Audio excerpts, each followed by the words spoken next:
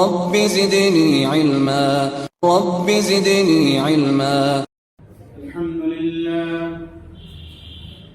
لله نحمده ونستعينه ونستغفره ونعوذ بالله من شرور أنفسنا ومن سيئات أعمالنا. من يهده الله فلا مضل له ومن يضلل فلا هادي له. وأشهد أن لا إله إلا الله وحده لا شريك له وأشهد أن محمدا عبده ورسوله. يا أيها الذين آمنوا اتقوا الله حق تقاته ولا تموتن إلا وأنتم مسلمون. يا أيها الناس اتقوا ربكم الذي خلقكم من نفس واحدة وخلق منها زوجها وبث منهما رجالا كثيرا ونساء. واتقوا الله الذي تساءلون به والأرحام إن الله كان عليكم رقيبا. يا أيها الذين آمنوا اتقوا الله وقولوا قولا سديدا يصلح لكم أعمالكم ويغفر لكم ذنوبكم ومن يطع الله ورسوله فقد فاز فوزا عظيما. أما بعد فإن خير الحديث كتاب الله وخير الهدي هدي محمد صلى الله عليه وسلم وشر الأمور محدثاتها وكل محدثة بدعة وكل بدعة ضلالة وكل ضلالة في النار. فأعوذ بالله السميع العليم من الشيطان الرجيم. بسم الله الرحمن الرحيم. من عمل صالحا من ذكر أو أنثى وهو مؤمن فلنحيينه حياة طيبة ولنجزينهم أجرهم بأحسن ما كانوا يعملون.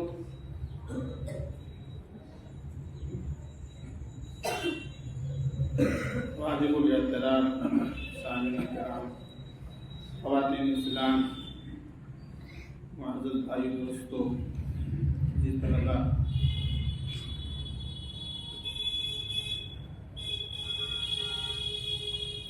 ماہرین کے مطابق اس دنیا میں جو انسانوں کی تعداد ہے تقریباً 8 ارب، اتنے سارے لوگ دنیا میں پائے جاتے ہیں اور مختلف دھرم مذہب کے ماننے والے لوگ ہیں. کچھ لوگ اپنے دھرم کے جو گرو رہنما اور مقتدا ہیں ان کے بتلائے ہوئے طریقے کے مطابق چلتے ہیں،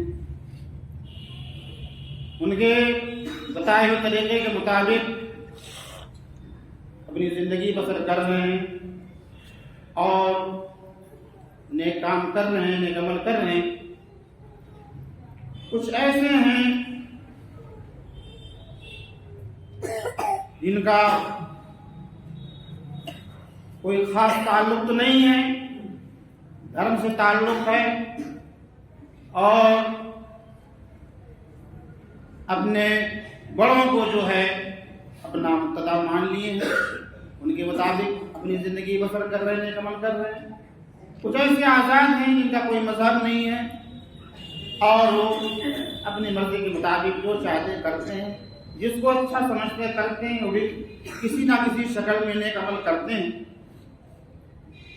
تو اتنے سارے لوگ دنیا کے اندر جو نیک عمل کرتے ہیں اچھا عمل کرتے ہیں جس کو قرآن کی اصطلاح میں عمل صالح کہتے ہیں، تو کیا ان کا یہ نیک عمل اللہ رب العالمین کے ہاں مقبول ہوگا؟ تو آپ جان لیں کہ اللہ رب العالمین نے عمل صالح کے لیے اصول و ضوابط مقرر کر دیے ہیں، اس کے لیے شرط لگا رکھے ہیں،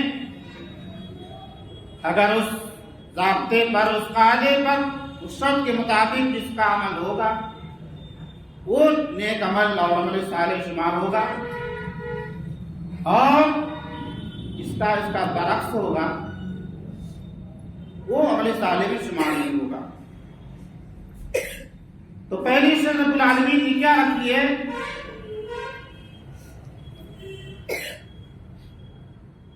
ان الذین آمنوا وعملوا الصالحات، عمل صالح سے پہلے قرآن میں ہر جگہ ایمان والا ہونا ضروری ہے، ایمان اور اس کے بعد عمل صالح، حتیٰ کہ اسی پر اختتام زندگی کا، آدمی کی موت ایمان کی حالت میں، اس میں جو کیا گیا سب کچھ ہے وہ نیک عمل شمار ہوگا۔ آپ نے کیا کیا، برا بھی کیا ہوگا، اس کا حساب الگ سے ہوگا، لیکن جو آپ نیک عمل کے نام سے کیے ہیں، عمل صالح کے نام سے کیے، یہ نیک عمل شمار ہوگا۔ تو یہاں تقریباً 6 کروڑ لوگ ایسے چھٹ گئے ہیں اس وقت کی بات کر رہے ہیں، اور جو 2 ارب 6 ارب لوگ چھٹ گئے ایسے جو غیر مسلم، اور باقی 2 جو ارب ہیں بیش وہ مسلمان ہیں۔ تو اب اس آیت کی تناظر میں دیکھیے، تفسیر میں کیا اتنے مسلمان جو اس وقت دنیا میں ہیں صحیح معنوں میں مسلمان ہیں کہ نہیں ہیں؟ وہ جو نیک عمل کرتے ہیں ان کا یہ نیک عمل، عمل صالح اللہ رب العالمین کی ہاں کے معنوں میں مقبول ہے کہ نہیں مقبول ہے؟ تو جو خطبہ مسنونہ کے بعد آیت کریمہ میں نے تلاوت کی ہے سورہ نحل کی ہے، آیت 97،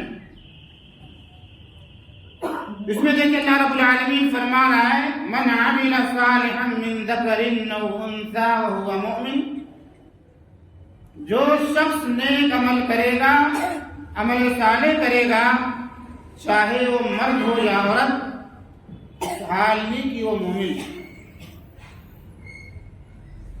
تو ایسے شخص کو ہم ضرور حیات طیبہ عطا کریں گے اور ان کے بہترین عملوں کا ہم ضرور ان کو بدلا دیں گے۔ تو من عمل صالحا من ذکر او انثى، صالح عمل کیا ہے؟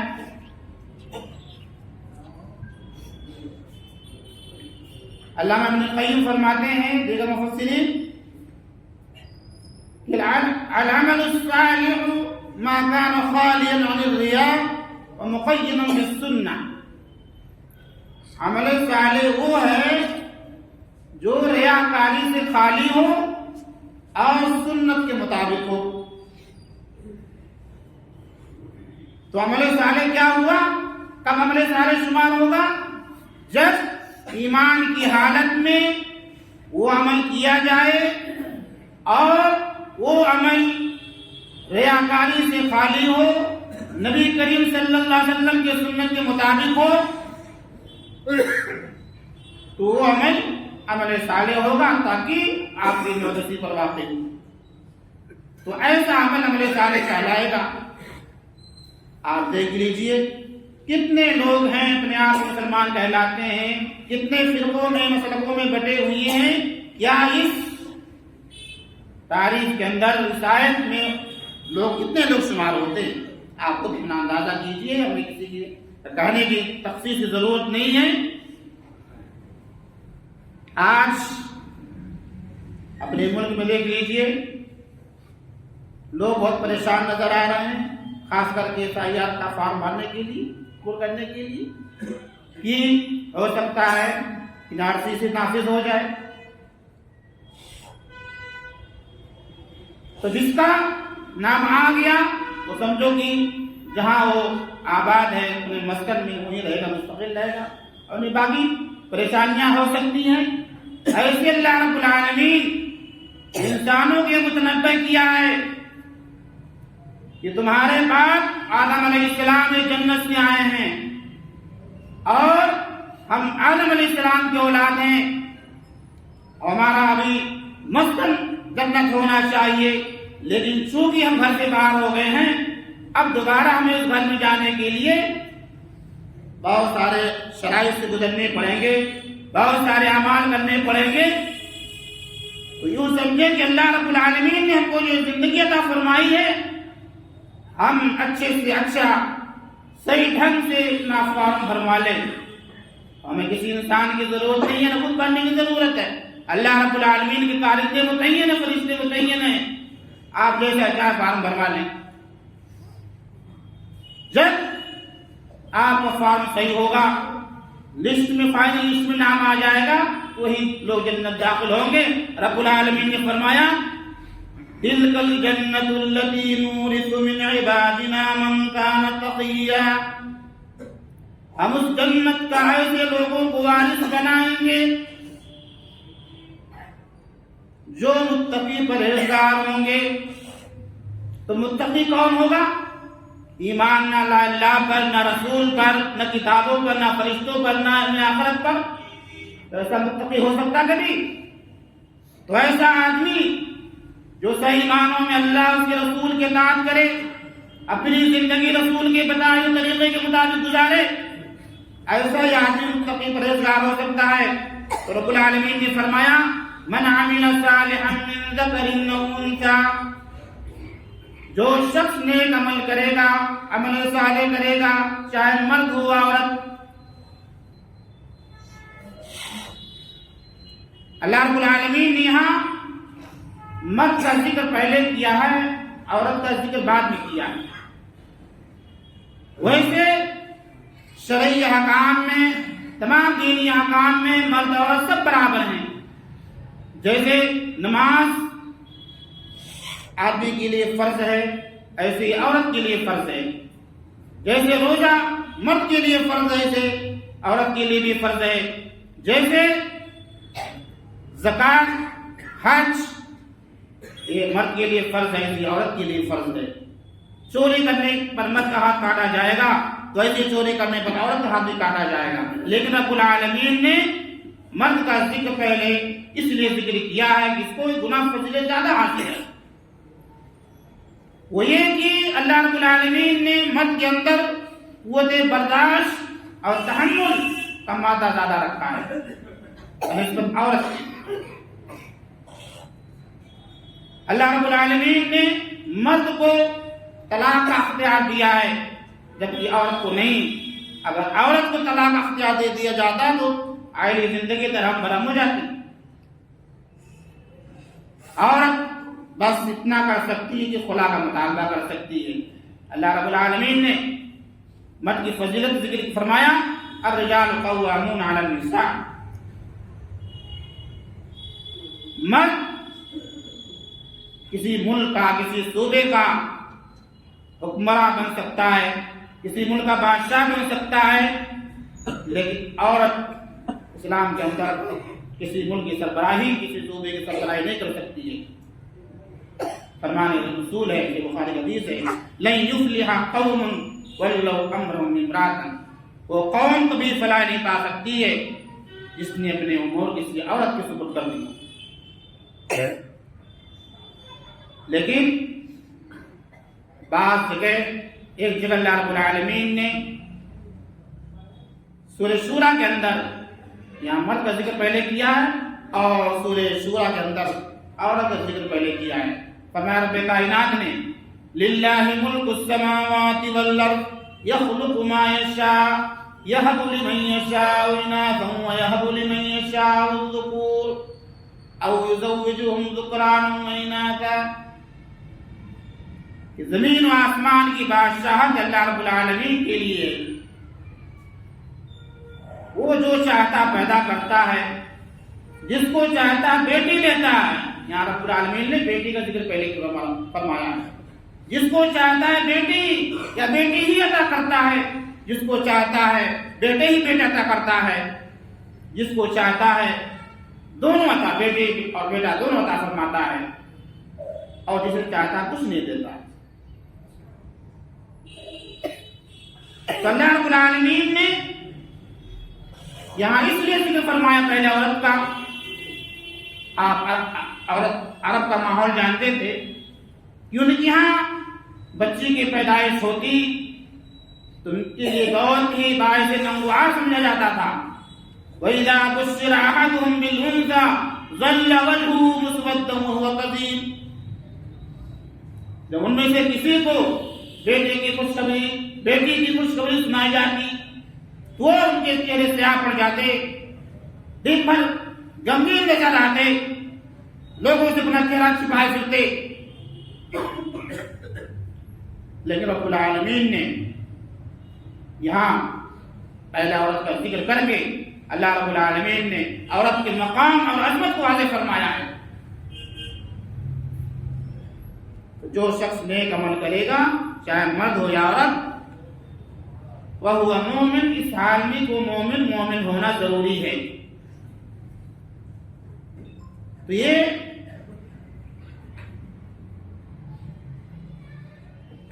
فَلَنُحْيِيَنَّهُ حَيَاةً طَيِّبَةً، تو ہم اس کو ضرور حیات طیبہ عطا فرمائیں گے۔ حیات طیبہ کیا ہے؟ پاک زندگی۔ مفسرین فرماتے ہیں،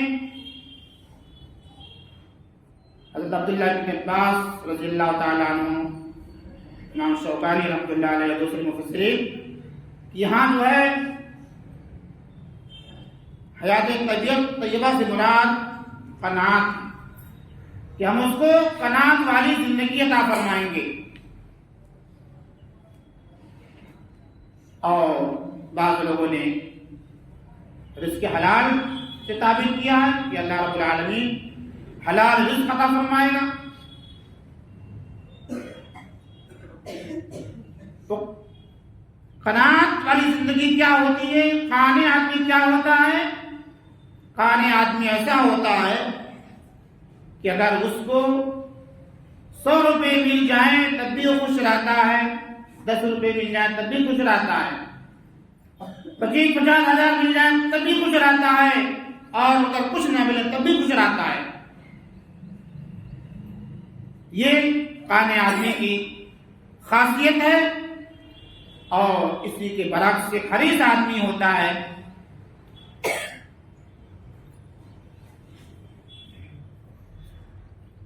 حریص آدمی کیا ہوتا ہے کہ وہ اس کو کوئی بھی غزل پہنچتی ہے تو وہ بے صبرا ہو جاتا ہے، جزا فضا پکڑنے لگتا ہے، بول بول پکڑنے لگتا ہے، اور ہمیشہ 99 کے چکر میں پڑا رہتا ہے۔ چمڑی چلی جائے دمڑی نہ جائے، اس کا مصداق ہوتا ہے۔ لیکن قانع آدمی ایسا ہوتا ہے کہ دولت مل جائے تو گھبرائے نہ، اور دولت چلی جائے تو دولت مل جائے تو اترائے نہ، اور دولت چلی جائے تو گھبرائے نہ، اس کا مصداق ہوتا ہے۔ فَلَنُحْيِيَنَّهُ حَيَاةً طَيِّبَةً وَلَنَجْزِيَنَّهُمْ أَجْرَهُمْ بِأَحْسَنِ مَا كَانُوا يَعْمَلُونَ۔ تو جو نیک عمل کرے گا تو اس کا فائدہ دنیا میں کیا ہے اور آخرت میں کیا فائدہ ہے؟ یہ دنیا کے اندر جو فائدہ ہے کہ اللہ رب العالمین ایسے آدمی کو رزق حلال عطا فرمائے گا، قناعت والی زندگی عطا فرمائے گا، اور رب العالمین مرنے کے بعد ایسے نیک آدمی کا جو بدلہ ہوگا اس کو ضرور بدلہ عطا فرمائے گا۔ حدیث کے اندر آتا ہے قرآن شریف کی دوسری آیت میں، وَيُبَشِّرُ الْمُؤْمِنِينَ الَّذِينَ يَعْمَلُونَ الصَّالِحَاتِ أَنَّ لَهُمْ أَجْرًا حَسَنًا، یہ ان لوگوں کو خوشخبری سنا دیجیے جو ایمان لائے ہیں اور جو انہوں نے نیک عمل کیا، اس کے بدلے میں اللہ رب العالمین انہیں جنت عطا فرمائے گا، اجر حسن عطا فرمائے گا۔ مفسرین اجر حسن کی تفسیر کرتے ہیں کہ اس سے مراد जन्नत। आदमी मर गया लेकिन उसके औलाद पीछे रह गए हैं।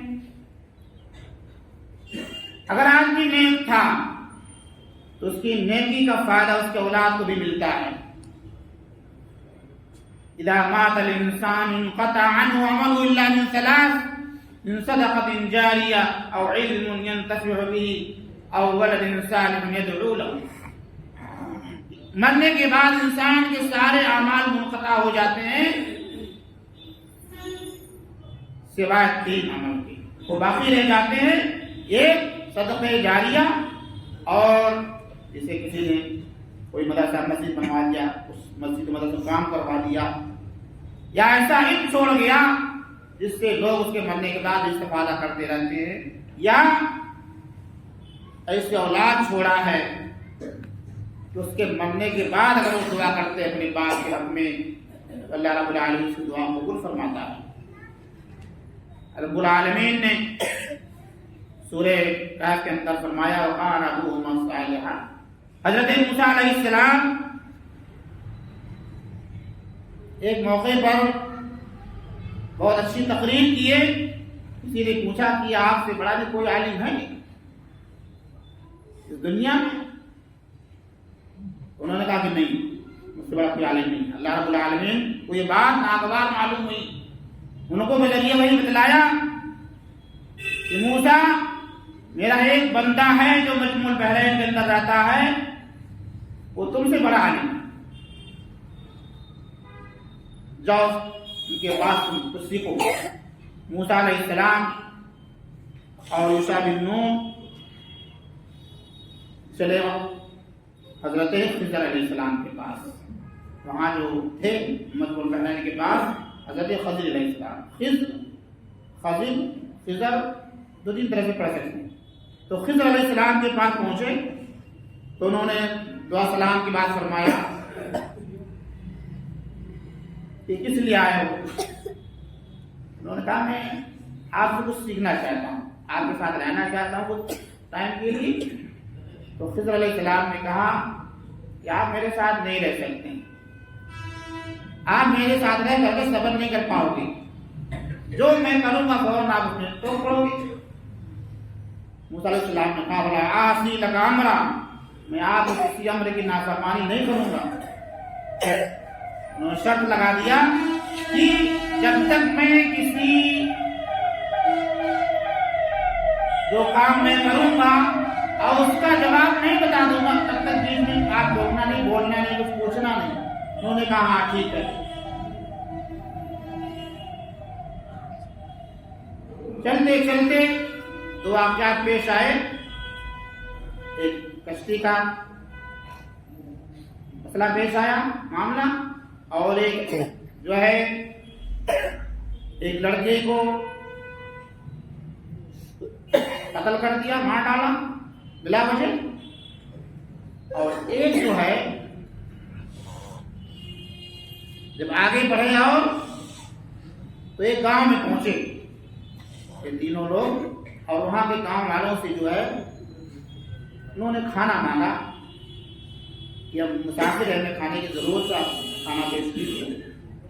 तो वहां के लोगों ने कंजूस मक्की चूस थे, खाना देने से इनकार कर दिया और अपना मेहमान नहीं बनाया।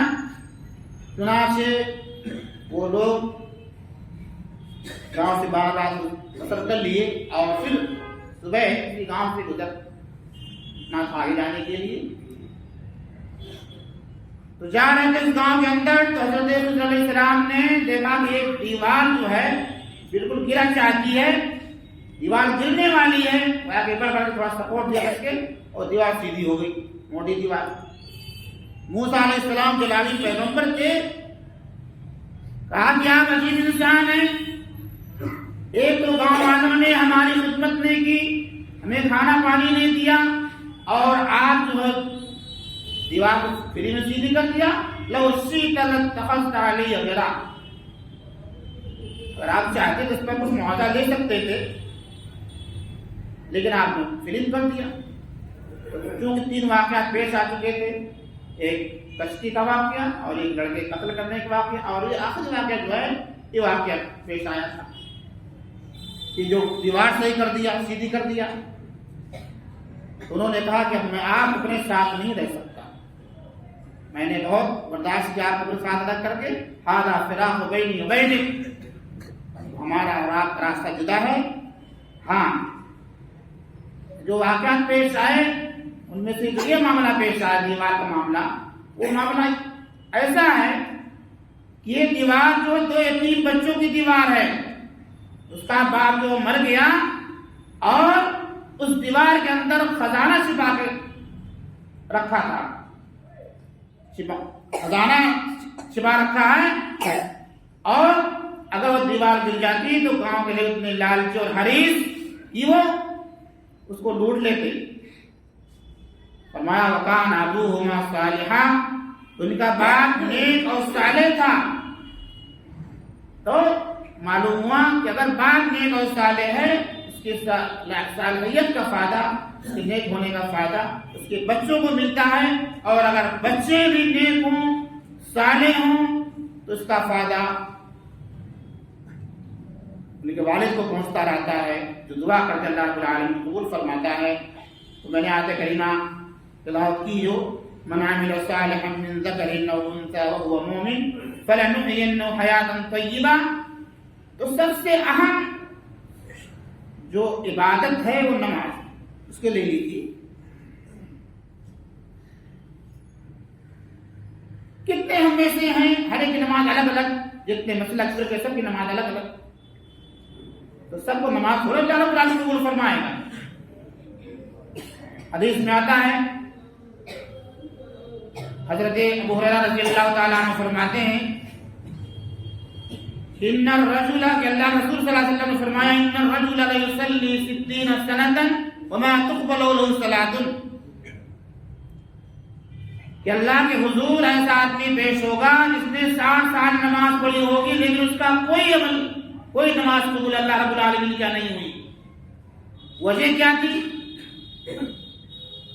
لعلہ یتم الرکوع ویتم السجود ولا یتم السجود ویتم الرکوع، رکوع مکمل تو سجدہ مکمل نہیں، سجدہ مکمل تو رکعت مکمل نہیں۔ تو یہ نماز ہے لیکن ٹھیک نہیں ہے، صالح نہیں ہے، ظاہر تو صالح من لگ رہا لیکن صالح نہیں ہے۔ ایسے تمام معاملات جو ہیں دین کے کوئی بھی لے لیجئے، اگر وہ رسول صلی اللہ علیہ وسلم کے فرمان کے مطابق نہیں ہے تو وہ عمل اللہ رب العالمین کے قابل قبول نہیں ہوگا، اور اگر وہ فرمان، وہ عمل ہمارا فرمان رسول کے مطابق ہوگا تو وہ عمل قابل قبول ہوگا۔ لیکن ایسا عمل صالح جو دکھاوے کے لیے ہو تو اللہ رب العالمین ایسے عمل کو شمار نہیں کرے گا۔ دکھاوے کے جو عمل اللہ نے کیا جاتا ہے، اللہ کی خوشنودی کے لیے نہیں کیا جاتا ہے تو وہ شرک میں شمار ہوتا ہے، اور جو عمل رسول اللہ صلی اللہ علیہ وسلم کے بتائے طریقے کے مطابق نہیں کیا جاتا ہے وہ عمل بدعت شمار ہوتا ہے۔ تو عمل صالح وہ ہے جو شرک اور بدعت سے خالی ہو، وہ عمل صالح ہے۔ اللہ رب العالمین سے دعا ہے کہ الہ العالمین ہم تمام لوگوں کو نیک عمل کرنے کی توفیق عطا فرمائے۔ الہ العالمین ہمیں صالح عمل ایسا کرنے کی عطا فرمائے جو صحیح معنوں میں صالح ہو، رسول صلی اللہ علیہ وسلم کے فرمان کے مطابق ہو۔ الہ العالمین ہمیں اسلام کی تعلیمات کو سمجھنے، اس کے مطابق عمل پیدا کرنے کی توفیق عطا فرمائے۔ الہ العالمین ہم میں سے جو لوگ بیمار ہیں انہیں شفاء کاملہ عطا فرما۔ الہ العالمین ہم میں سے جو لوگ مقروض ہیں ان کو قرض کی ادائیگی کی توفیق عطا فرما، میرے معاملات کو آسان فرما۔ بارک اللہ لنا ولکم فی القرآن العظیم ونفعنی وإیاکم بالآیات والذکر الحکیم، انہ تعالی جواد کریم۔